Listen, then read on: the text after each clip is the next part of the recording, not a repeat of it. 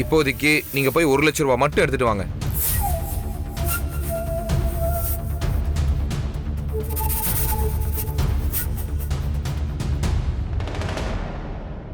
இந்தா. இதுல 1 லட்சம் இருக்கு, இந்தாங்க. இப்போதைக்கு நீங்க இதை வச்சுக்கோங்க, மீதி பணத்தை நாளைக்கு தரோம். இப்போ போறேன், ஆனா கண்டிப்பா நாளைக்கு வருவேன். வா ஸ்வேதா. ஹலோ. இந்த ரிப்போர்ட். வா.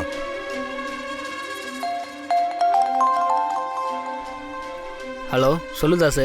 இன்னைக்கு தாண்டா ஒரு உருப்படியான வேலை பண்ணியிருக்கேன். ஃப்ரெண்டுங்கிறதுக்காக பேசினபடி பணம் தராமல் விட்டுறாதடா.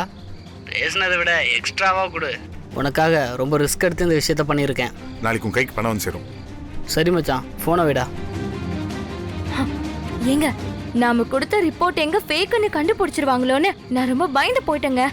ஆனா நீங்க எப்படியோ அதை நம்ப வச்சிட்டீங்க. நான் ரெடி பண்ண ஆளுங்க அப்படி ஸ்வேதா.